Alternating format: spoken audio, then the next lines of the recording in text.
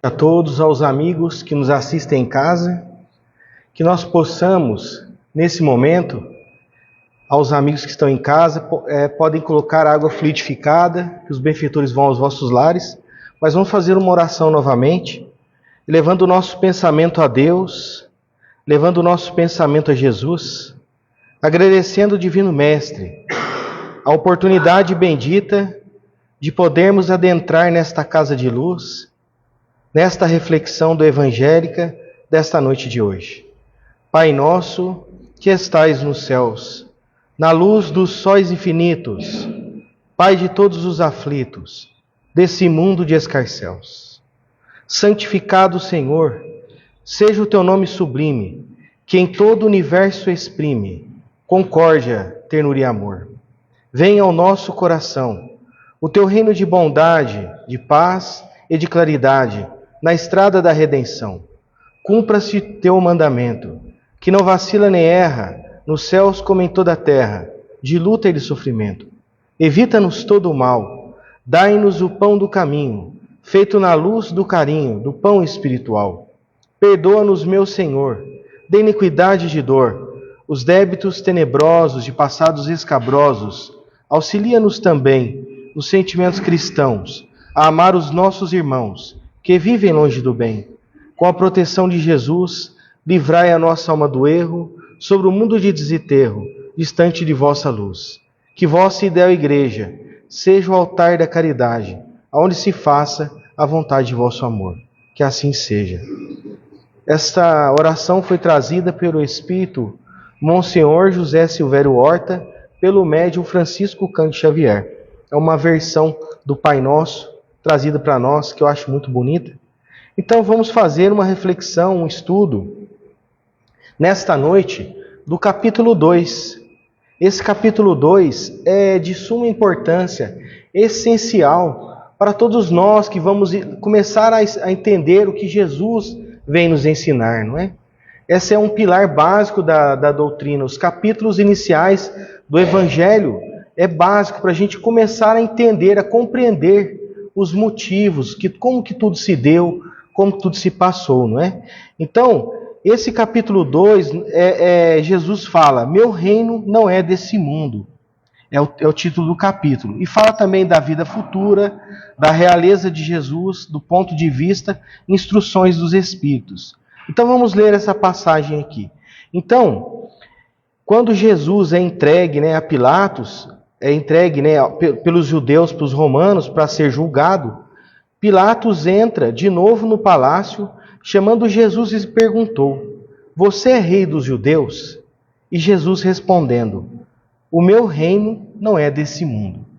Se o meu reino fosse desse mundo, certamente meus seguidores teriam lutado para que eu não caísse nas mãos dos judeus. Mas, por enquanto, meu reino ainda não é daqui. E Pilatos lhe perguntou, então você é rei? E Jesus respondeu, você está dizendo que sou rei. Eu nasci e vim a este mundo para dar testemunho da verdade. E todo aquele que me segue, que segue a verdade, ouve a minha voz. Então, nós temos dois pontos aqui, alguns pontos importantes nessa explicação de Jesus, né? Então Jesus fala, meu reino não é desse mundo. Como Jesus fala a verdade, ele é um espírito da verdade, nós sabemos que Jesus é o Cristo prometido pelos judeus, ao qual os judeus não conseguiram identificar, porque Jesus não veio trazer para os judeus a terra prometida. Então os judeus esperavam um Cristo que fosse um grande guerreiro e que esse grande guerreiro ia trazer a paz para Israel, que ia trazer para Israel as conquistas de terras, de terrenos, e que eles iam poder ganhar todas as batalhas, seria um rei grande. Então Cristo para os judeus, que os judeus ainda esperam até hoje, é esse Cristo, que é um grande guerreiro. Mas Jesus sim é o Cristo prometido pelos judeus, por Moisés, pelos profetas, e inclusive João Batista, que era um judeu, que ele pregava no Rio Jordão, João Batista fazia o batismo da água quando o primo dele, Jesus, se apresenta no Rio Jordão. João Batista se ajoelha na água porque ele reconhece Jesus como Cristo planetário. E ele fala: não sou digno de atar as correias da tua sandália. E Jesus vira para João Batista e fala para João: faça o que está nas Escrituras. E Jesus deixa que João Batista o batize ele. E aí João Batista fala: esse homem veio trazer o fogo, o batismo do fogo, o batismo das palavras. E assim Jesus, como Cristo prometido, ele fala: meu reino não é deste mundo. E aí começamos essa reflexão. Mas que mundo é esse? Que mundo é esse que o nosso Cristo, que o nosso Jesus vem trazer para nós? E aí vamos trazer nessa história, né? Vamos relembrar do livro Paulo e Estevão, aonde Saulo de Tarso, um grande perseguidor do cristianismo, perseguidor dos cristãos daquela época, que após Jesus ser morto e crucificado na cruz, Jesus ressuscita dos mortos. Como ele disse que no terceiro dia ele voltaria. E assim ele volta, encontra-se com os apóstolos, como está escrito na Bíblia, né? E aí todos se animam e começam a pregar a palavra. Só que os judeus vão perseguir os cristãos. E Saulo de Tarso, que está escrito no livro Paulo e Estevão, ele era um doutor da lei, um jovem, e ele, é uma história linda, recomendo a todos ler. Eu vou fazer uma pequena relembrança desse livro. Eles perseguem os cristãos. E tem a questão da Estevão, que ele condena Estevão à morte, e Estevão é morto a pedradas, e Abigail, que era a noiva dele, o reconhece o irmão que estava procurando. E aí Saulo de Tarso, mais enfurecido, porque a noiva, há tanto tempo procurando o irmão que foi escravizado pelos romanos, vê o irmão sendo morto a pedradas na frente de Saulo, que ela pede para ele ajudar a encontrar o irmão. E aí Saulo, enfurecido, achando que isso era uma praga dos cristãos, Saulo, enfurecido, continua na batalha dele de buscar os cristãos, de matar os cristãos nas perseguições, né? E assim, Abigail se torna cristã também, e desfalece de uma doença, e Saulo também acha que isso é tudo culpa do cristianismo. E assim, ele descobre a pessoa que iniciou Abigail no cristianismo, que foi Ananias, e ele vai perseguir os cristãos, e na porta de Damasco, Saulo de Tarso vê uma imensa luz nos seus olhos, e assim ele cai do cavalo pela imensa luz que é refletida, ele perde a visão naquele instante, e ali nasce Paulo de Tarso, porque Saulo de Tarso, naquele instante, ele vê o Cristo. Jesus desce do alto dos céus, assim é relatado no livro, psicografado por Chico Xavier, e Jesus com uma veste branca, reluzindo luzes douradas, que é assim que é trazido no livro, com um olhar único e fraternal e amoroso, olha para Paulo ou Saulo de Tarso e pergunta: por que me persegues? E assim Saulo se torna Paulo, porque ele se converte naquele instante. E ele fala para Jesus: o que tu queres que eu faça? Naquele instante nasce o maior apóstolo do cristianismo, porque Paulo de Tarso compreende que o reino que Jesus fala, que o reino não é desse mundo, mas ele vê Jesus descendo dos céus.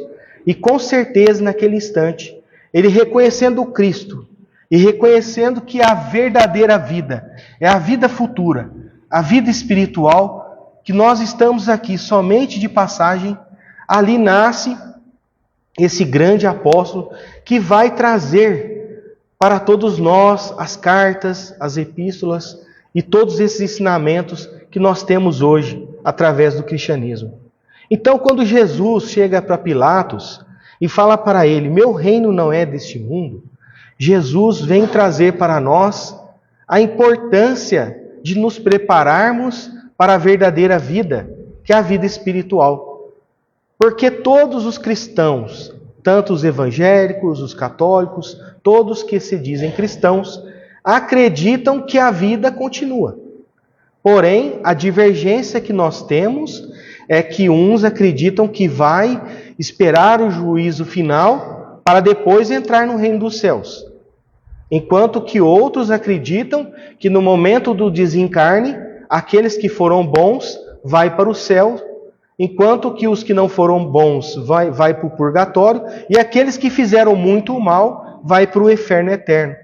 Mas nós sabemos, através do Consolador prometido, que Jesus promete para nós, o Consolador prometido, aquele que ia esclarecer todas as coisas.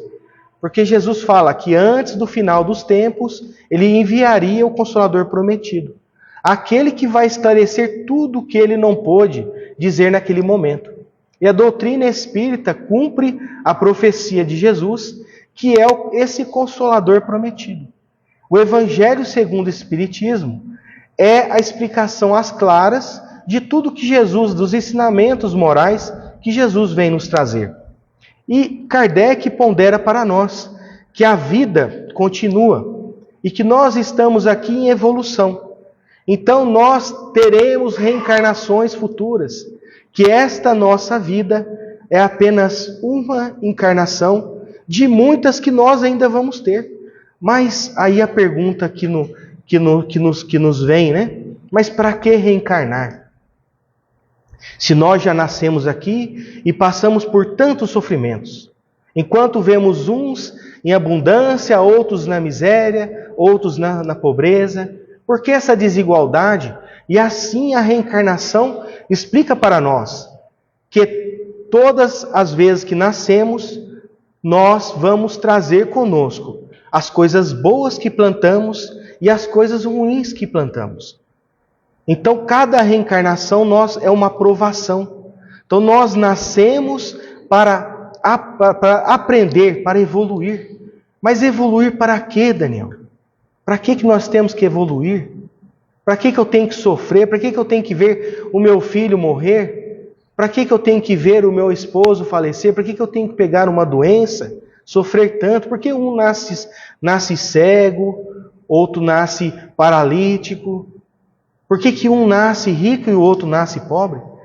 É porque nós estamos nessa grande escola que é o nosso planeta Terra, um planeta de provas e expiações. Mas provas e expiações, Kardec nos ensina que, através do Consolador prometido, que nós estamos num planeta que já foi primitivo. É só nós olharmos para a história e vermos que o nosso planeta já passou pelo primitivismo. Não era assim? Nessa época que Jesus veio, o homem brigava com a espada.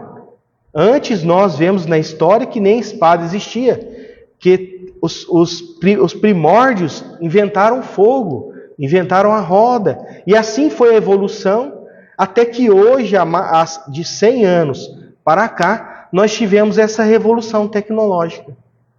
Então nós hoje estamos com o celular na mão, vislumbrando toda essa tecnologia, ao qual há 50 anos atrás, a televisão preta e branca era uma tecnologia fantástica. Olha só quanta evolução. Por que essa evolução agora? Porque não aconteceu essa evolução tecnológica há 100, a 200 anos atrás. Porque, como o Cristo disse, era necessário o Consolador prometido visse, a doutrina consoladora, que Kardec colocou o nome de Espiritismo para diferenciar de cristianismo, porque o cristianismo se perdeu no tempo, mas nós somos cristãos do primeiro momento, da época de Pedro, estamos revivendo o cristianismo do Cristo. Então, o Espiritismo é reviver o cristianismo que Jesus deixou, explicando para nós que vamos nascer e morrer, e nascer diversas vezes, assim como ele disse a Nicodemos.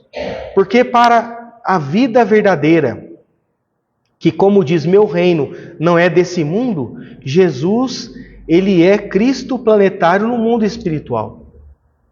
Assim ele disse para Pilatos, se eu fosse rei aqui, os meus ministros teriam pelejado para que eu não fosse entregue.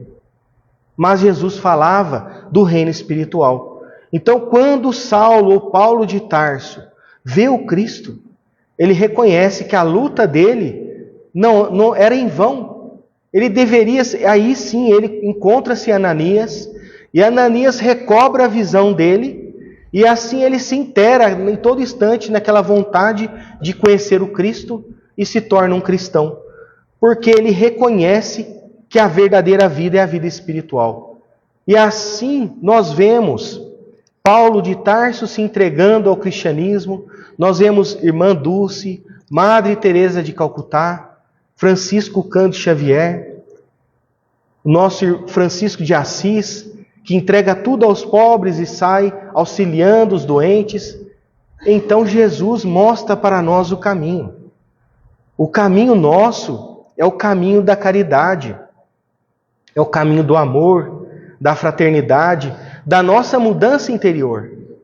Então nós temos que compreender que estamos aqui nesse mundo, como eu disse, que já está modificando para a regeneração.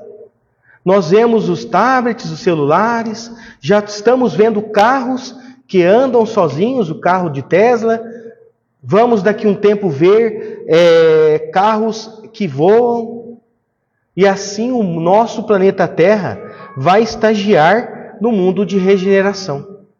E Kardec nos diz que estamos diante da transição planetária desse mundo de regeneração. Na Gênesis ele fala que o nosso planeta, daqui 100 e poucos anos, ia entrar na transição, na regeneração. E aqui não para. Então, depois do planeta de regeneração, nós temos o mundo feliz e o mundo puro. Jesus vem do mundo puro, da mais alta esfera espiritual. Só que Jesus é acima dos anjos e dos arcanjos, porque ele é co-criador com Deus. Então, quando nós escutamos Jesus, quando nós lemos o Evangelho do Cristo, nós estamos lendo o médium de Deus. Jesus vem trazer da forma mais pura o caminho que nós devemos percorrer para chegar nesse mundo puro, nesse mundo espiritual. Então o nosso trabalho é esse, é buscar a vida futura, é não nos preocupar com as coisas materiais, com as coisas que a traça corrói, que a ferrugem destrói. Embora nós temos sim que trabalhar para conquistar as nossas conquistas materiais, mas não podemos dar mais valor nas coisas terrenas do que nas coisas do céu. Enquanto nós não compreendermos, não tivermos a certeza que a verdadeira vida é a vida espiritual, nós vamos ficar patinando nesta questão das buscas materiais. Vamos nos preocupar mais com o carro, de conquistar um novo carro, conquistar uma nova casa, e vamos nos esquecer do que mais importa, que é a conquista para a vida espiritual. Então, gente, se a passagem aqui, se nós estamos aqui de passagem, e se Jesus nos prometeu a verdadeira vida, que é a vida no mundo espiritual, por que nós damos mais preocupações com as coisas da terra, com as coisas terrenas? Aí eu faço essa pergunta, por que muitas das vezes as pessoas se preocupam mais com as coisas terrenas? A gente vê aí as pessoas brigando pela política, por guerras, por tudo, e não buscando se espiritualizar, não buscando a fraternidade, não buscando o amor, não buscando a caridade. Por que o homem se encontra tão equivocado na caminhada? E aí, quando eu estava fazendo esse estudo, para essa apresentação, eu comecei a refletir sobre isso. Por que o mundo se encontra dessa forma? Por que as pessoas estão mais preocupadas em comprar, em conquistar, do que preocupadas em fazer o bem ao próximo, preocupados em se melhorar, em cuidar da natureza? Por que pelas estradas nós vamos andando aí e nos jornais se alertam aí das fumaças, dos fogos que estão se destruindo as lavouras, destruindo tudo? Por que isso está acontecendo? Aí eu estudando essa parte do Evangelho, eu comecei a entender que a grande maioria dos cristãos, a grande maioria de todos nós temos aceitamos, muitos aceitam, alguns duvidam, mas creem de tanto que é dito pelos avós, pelos pais ou pelos religiosos. Muitos até acham que é verdade, que a vida espiritual existe. Que esse reino que Jesus vem prometer para nós, que Jesus fala, meu reino não é desse mundo, eu acredito que a grande maioria dos cristãos tem uma impressão que isso é verdadeira, mas não tem a certeza. Não tem a certeza. Porque a partir do momento em que nós tivermos a certeza que a verdadeira vida é a vida espiritual, todos nós vamos mudar. Da mesma forma que Saulo de Tarso virou Paulo de Tarso, quando ele viu Cristo e teve a certeza, ele viu Jesus e Jesus falou, eu sou Jesus, por que me persegues? Naquele instante, Saulo virou Paulo, porque ele teve a certeza da vida espiritual. Ele teve a certeza que ele era um defensor da lei mosaica, mas ele teve a certeza que Jesus era o Cristo prometido, e ele era quem os antigos profetas e Moisés anunciava que viria o maior de todos, para nos trazer a verdadeira vida, que é a vida espiritual. Então, gente, vamos buscar esta certeza. Vamos buscar esta certeza. Esse é o primeiro pilar da doutrina espírita. Enquanto nós não tivermos a certeza que nós estamos aqui de passagem e que a verdadeira vida é a vida espiritual, nós vamos dar mais valores nas coisas aqui da terra do que as coisas do céu. Então, gente, era isso que eu queria trazer para vocês nessa noite de hoje. Vou fazer uma leitura que Emmanuel, uma reflexão que Emmanuel nos traz aqui no final. Então busquemos esta certeza. Nós temos que buscar essa certeza. Essa certeza de que nós estamos aqui de passagem, que tudo que está aqui acontecendo na nossa vida é um aprendizado. As coisas boas quanto as coisas que não são boas. Tudo isso é um aprendizado para a nossa evolução espiritual. Que nós estamos aqui numa grande escola para evoluir. E depois do momento que nós vamos alcançando a nossa evolução, nós vamos encontrando a paz interior. E vamos galgando a oportunidade de estarmos em planetas melhores, ou voltar nesse planeta Terra regenerado, reencarnar novamente. Esta encarnação é apenas uma de muitas que nós já tivemos no passado, mas muitas que vamos ter no futuro.